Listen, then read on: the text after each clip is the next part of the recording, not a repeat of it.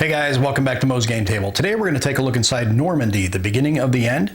It is a game designed by Juan Carlos Cebrian and Nicholas Esquibi, published by Draco Ideas. This was a Kickstarter last year, and I got mine yesterday, and I am now going to take a look inside and share it with you. But we'll take a look at the back of the box first and go from there. It says here, the Warstorm series is a game series designed to simulate combined arms platoon level combat. Units represent groups of between 30 and 40 soldiers and transport groups of 3 to 5 vehicles and their corresponding crews. Each map hex represents a distance of approximately 150 to 200 meters, and each turn about 12 to 15 minutes of action. The included scenarios cover the engagements of the first months following the landings.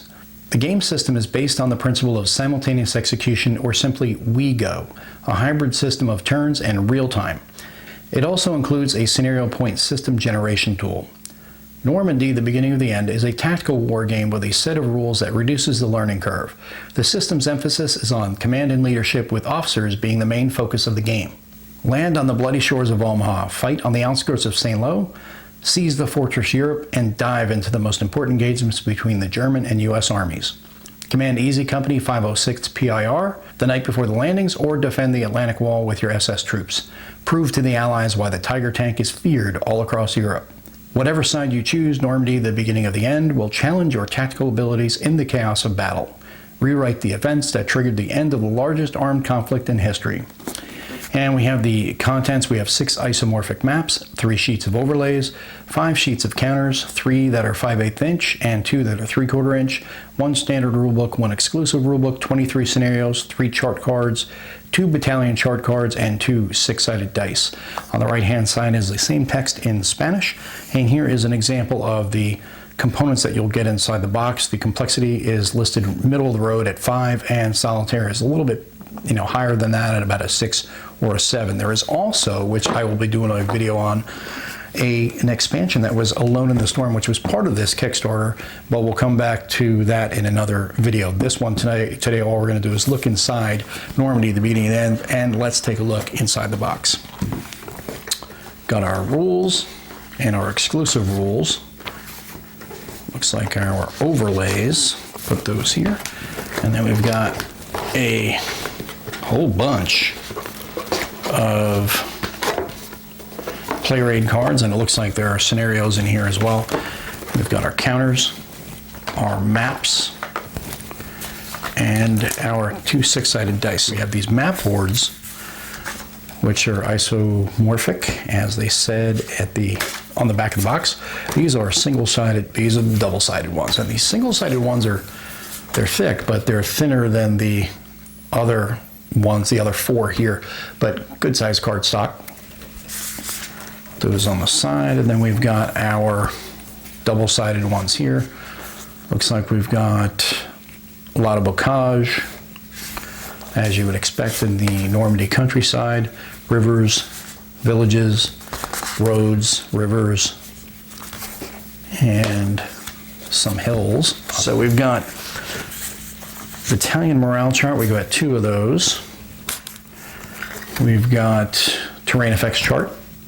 We've got combat chart, hand-to-hand combat, infantry and weapons assault value, odds chart, aerial attack, air location, target type, spotting chart, effect and casualties, and offboard artillery, smoke chart, vehicle assault value chart, penetration chart for German and Americans. And now we get into the scenarios. The scenario here, the first one is scenario 1 starts June 9th, 1944. And then scenario 2 goes to July 11th. So it jumps up a little bit, and then we go to August here on scenario 3. And now on scenario 4, we go to Saint-Mary-Glaise, which is June 6th. So we go back to D-Day here by scenario 4, and then again scenario 5 carries on with the landings. Then we jump up here in scenario 6 to June 9th. So it kind of jumps around a little bit, but we're not going to go through every one of these scenario cards, but you can see the scenario has the order of battle on it, the map orientation, which map you're going to be using, scenario length, then you have victory conditions, special rules, And then the special rules for American, nothing for the German in this one. And then an explanation of the historical aftermath on the bottom. And we'll just kind of flip through these, see what else we've got. We've got the Curry campaign.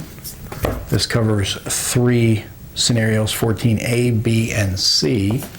These are the rules for the Curry campaign. It explains what happens in scenario A, B, and then C. But that is a look at the scenarios. I'll let you guys see them all yourselves when you get them. And then we've got the overlays. We've got a rail line, we've got some trees, we've got roads in a small village. Looks like a windmill and some other buildings, marshland, some more bocage, major rivers, and more villages. And then we've got some hills. This is just one giant overlay that you'll cut out. The rules for this one were supposed to be further expanded from the first one that I had, which was Paths to Hell. And I know that there was some complaints in the rules about the rules not being very easy to read. And I did read through these, and I could see where some of the confusion can come in with this. So I never got to play it, but this one is 27 pages. This one here goes to page 46. So definitely almost double the size of that rule book. So hopefully this one is much better, because that was one of the biggest drawbacks to the Paths to Hell game. Here in this one, we've got this broken down to 6 sections. We have the basic rules, which go from page 3 to 21. Section 2 is heavy weapons and transports. That's 6 more pages. Assault is section 3. Section 4 is armored fighting vehicles, and 5 is obstacles, and 6 is air support and battalions. So we'll start off here looking at the section 1 basic rules. Goes into platoons, troops, different types of fire. It explains all the pieces of the counters. You have automatic, semi-automatic fire, officers, stacking, sequence of play, command phase, which has your initiative, activation, marker removal phase, and then we go into terrain. The terrain types in this game, we have open ground, crests, hills, rough terrain, built-up areas, dispersed buildings, woods, light woods, fields, marsh, rivers, minor and major, roads and trails. We go into spotting and the explanations of line of sight and how that works with illustrated examples. Nicely illustrated. Everything so far in this book looks well illustrated. And then we've got more examples of line of sight, movement, types of movement, movement capacity, your attack, fire groups, maximum attack range, attack resolution, and then how to determine losses and their effects. Step loss markers, hits on officers. We've got some more illustrated examples. And then we have morale, which affects your platoon, routing units, rallying.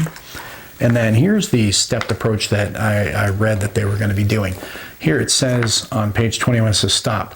Now you can try scenario 1. It is suggested that you play it twice, once as each side, so you can practice basic defense and offensive infantry tactics. So it is going to walk you through, kind of build you up a little bit at a time, so that way you can, instead of having to feel that you have to read the entire rule book from front to back, you can do it in groups so that we can kind of digest it in chunks. Now we go to heavy weapons and transports. We have heavy weapons platoons, actions, activations, movement, attack, OBA for off-bar artillery, artillery attack procedure, smoke, transport platoons, actions and activations, how to attack, mechanized platoons, cavalry, motorcycles, motorized platoons, coordination of officers. And then we go to section, and again here, it says stop. Now you can try scenario 2. That is just an extra like 6 pages, and then you can try scenario 2. And then we go to section 3, assault, which goes into close assault, declaration, pre-assault morale check, entering the enemy hex, final defensive fire, and then resolving assaults, and the epilogue. Then you have close assault, hand-to-hand combat with illustrated example of play, cavalry charges, and then you go into, let's see, do we have a, yep, again, there's another stop, and it says try scenarios 1 and 2, but this time try to assault and seize the enemy position. So just has you pretty much sticking with scenario 1 and 2 as you learn the bits and pieces of the game. Then you get into section 4, which is your armored fighting vehicles. You have flamethrower tanks and engineers, mechanized platoons, tanks, SMG platoons, tank destroyers, close assault with armor support, close assault anti-armor assault with illustrated examples of play, close assault, armored assault, and again, stop. Now they give you scenario 3 and 4 to try. This is allowing you to get into your AFVs. And then we have section 5 for obstacles, terrain markers, all the different types of terrain markers you have here, barbed wire roadblocks, pontoon bridges, anti-tank ditches, dragon's teeth, minefields, trenches, and fortified positions. And then you also have optional rules for rubble, observation posts, and the overlays. And then it says stop here. You can try scenario 5, which introduces obstacles and their corresponding special rules. Go to section 6, which is air support and battalions, and then you have your air units, missions, locations, attack drifting, resolving air attacks, and then anti-aircraft platoons. Then we have battalions, battalion officers, and then that is the end of the rule book. And then you have the exclusive rules, which are only, let's see, 10 pages, 11 if you count the back here, which is your minefield chart. But this starts off on page 3, really. 2 is the introduction. You have opposing armies, airborne landings, the American and German forces after D-Day, Carentan, campaign aftermath, game components, Normandy special units. And then we have some more terrain, more special rules. And then you have point costs for the scenario generator. If you want to create your own scenarios, you will use the points here on page 9 and also page 10, but that is the exclusive rules there. And there were some extras that came with the game here. We've got 4 hex coasters, and there were also some maps. You get a turn chart here and some extra maps. These are single-sided. It looks like they're identical to what's in the box. Then you have more counters, which we're going to get back to the game counters here in a minute. And we've got some an event chart, and then there is the more scenarios, 18 ABC, and then we have 19. So you've got a Seas of Crossroad and Partisan scenarios, and then the exclusive counters that come with the game. So you've got, in total, you've got 7 counter sheets. Take a look at these counters. Art on them looks fantastic. These are really well done counters. Everything looks to be well centered. We've got some tanks, we've got mortar units, machine guns. These are all American units, and we've got German SS and German Wehrmacht units, mortars and Panzer IVs. We've got machine gun units over here, mortar. We've got our leaders and infantry units over here for the Americans, and same for the Germans. And we've got some admin counters, which this is the obstacles we just looked at in the rule book. And then for the exclusives, we've got German trucks and armor, some machine gun units, Stugs, SS units. Then we've got, for the Americans, we've got Browning units, we've got some tanks, artillery, we've got landing craft, and more machine gun units, and infantry and leaders for both sides here, and more obstacles.